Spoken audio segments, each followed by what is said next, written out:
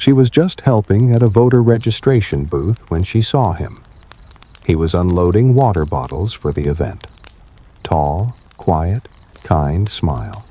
The kind of smile that made people slow down without knowing why. They spoke for the first time that day.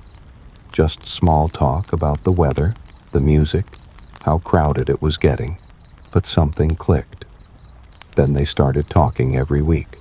They lived in the same Kansas town, just a few miles apart, but their worlds couldn't have been more different. Her family was white, conservative, the kind that didn't talk much about race, but they didn't have to. The rules were already there, unspoken but ironclad. Who to date, what was respectable, what would cause whispers, and what would cause trouble. He was black, and he knew those rules too, but not just from a distance. He'd grown up being punished by them, in school, at stores, on sidewalks. He knew how fast a glance could turn into a threat. Still, they kept meeting. At first, it was little things. Coffee after errands, walks in quiet parks, but secrets don't stay hidden forever. One night, someone saw them kissing in his car under the flickering streetlight outside the diner. A few days later, someone keyed her car. Long, angry scratches down the driver's side. Then she got a message from an unknown number. Watch your back. The messages kept coming. Short, vicious, anonymous. Then one night, a brick shattered her apartment window. It landed on her living room floor. Taped to it was a note. You've been warned. They went to the police. The officer took notes, shrugged. We'll see what we can do. They never heard back. One night, driving home from dinner, a pickup truck began tailing them. No license plate. High beams on. Too close. It followed them for miles. Every turn. Every slowdown. When they pulled into a gas station, it stopped across the street and just idled there. Headlights still burning. Watching. They didn't go home that night. They parked behind a grocery store and slept in his car.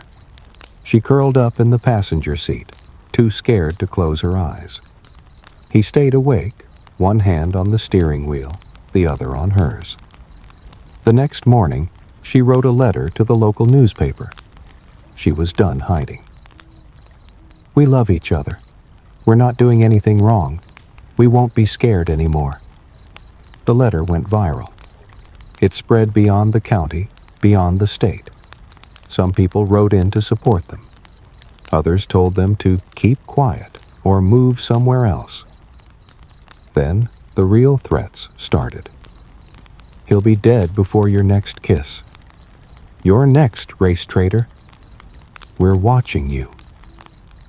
One afternoon, Marcus bent down to check a strange noise near her car and found a small black device tucked under the rear bumper. A tracker. Someone had been following them. A week later came the message. Want answers? Meet me at the water tower. Tonight. Come alone. Claire wanted to go. She was tired of shadows, tired of fear. But Marcus said no. It was a trap. Obviously. Still, they made a plan. Claire would show up, just like the message asked. Marcus would hide nearby, phone camera rolling, ready to call for help. That night, she waited by the tower, heart pounding so hard she could feel it in her teeth. Crickets buzzed in the grass. The old tower loomed overhead, rusted and cold under the stars. A figure stepped out of the dark, hooded, holding a flashlight and a gun. He said, low and steady, "You don't belong here." Before he could move closer, Marcus burst from the bushes and tackled him from behind. The gun flew from his hand, skidding across the gravel. Claire grabbed it, hands trembling. She didn't know if it was loaded. She didn't care. They held him there, Marcus's knee pressing him down, until the police came. This time, they had everything on camera. The man was arrested on the spot. But it didn't stop there. When police searched his house, they found more than threats.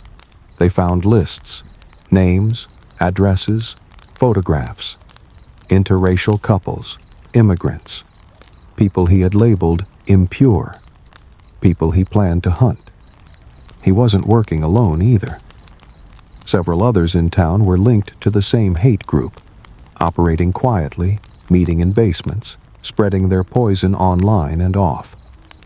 Claire and Marcus testified in court. Some people in town thanked them quietly, eyes darting. Others turned their backs. Some still denied any of it had happened at all. But the truth was out. No more hiding. 2 years later, they're still together. They live in a new place now. Quiet, safer. There are still looks, still whispers. But they walk hand in hand anyway. Every Wednesday, they go to the same coffee shop. The barista knows their order. The corner table is always open. And it's not a secret anymore. Because love isn't something to be ashamed of. And when it's tested, real love doesn't break. It fights back.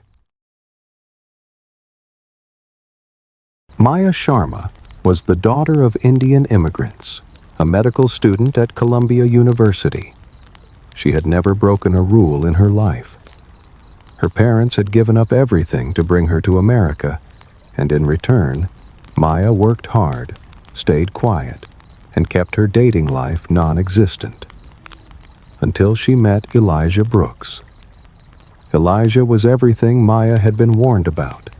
He was black, a jazz musician, and from a working-class Harlem background. He wasn't stable, not respectable, not the man Maya's parents envisioned as her future husband, a fellow Indian doctor or engineer, ideally with a green card and a master's degree. But Elijah had something Maya had never experienced in all her years of structured perfection. Freedom. He lived with passion. He played the saxophone like it was a prayer. And he looked at Maya like she was something wild, not something groomed. They met at a public health fair. Maya volunteering, Elijah performing. She stayed after his set, complimented his music, and they walked together for an hour. Then 2. Then every Wednesday.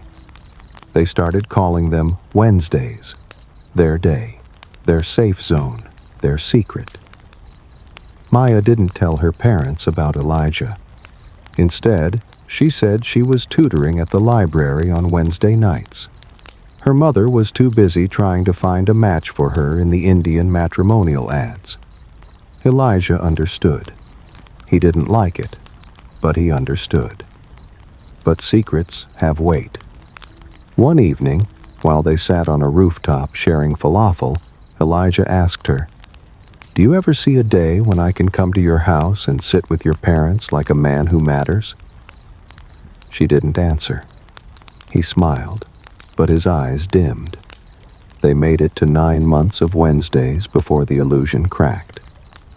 Maya's younger cousin Rhea spotted them at a bookstore in Brooklyn. Rhea didn't say anything, not at first. But 2 weeks later, Maya came home to find her mother sitting silently at the dining table, holding her phone. A picture of Maya and Elijah hand in hand. The fight was quiet but brutal. Her parents didn't yell. That wasn't their style. Her mother cried. Her father said, "You are throwing away everything for a man who will not understand our world. He will not stand by you when life gets hard." They gave her an ultimatum: break it off or leave their home. Maya moved out.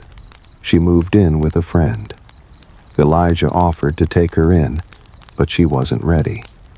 She didn't even know who she was anymore, only who she had been trained to be. They tried to keep going, but Maya was unraveling. The pressure of med school, the guilt, the culture shock of being the girl who left her family, it wore her down. Elijah saw it. He held her, fed her, played songs to soothe her. But one night, Maya looked at him and said, "I'm not whole, and it's not fair to expect you to carry both of us." They broke up on a rainy Wednesday. Elijah cried harder than she did. 3 years passed. Maya graduated, became a doctor. She moved to San Francisco. Her parents came to her graduation, barely speaking to her, but they came. It was a beginning. She never forgot Elijah. She dated. She almost married once. But she never forgot what it felt like to be fully seen, to be chosen. One summer, Maya visited New York for a medical conference. She walked past a jazz bar in Harlem, half drunk on nostalgia. The sign outside read, "Elijah Brooks Quintet, every Wednesday." Her heart stopped. It was Wednesday. She walked in. He was on stage, older now, more composed. When he saw her in the crowd, he didn't stop playing. But the song changed. Slower, softer, like a memory. Afterward, they stood outside in the warm city night. "I still think about Wednesdays," she whispered. "So do I," he said. "I never stopped." They didn't get married that night. They didn't even kiss. Life wasn't a movie. But they met again, and again. And eventually, Maya's parents, older, softened, invited him to dinner.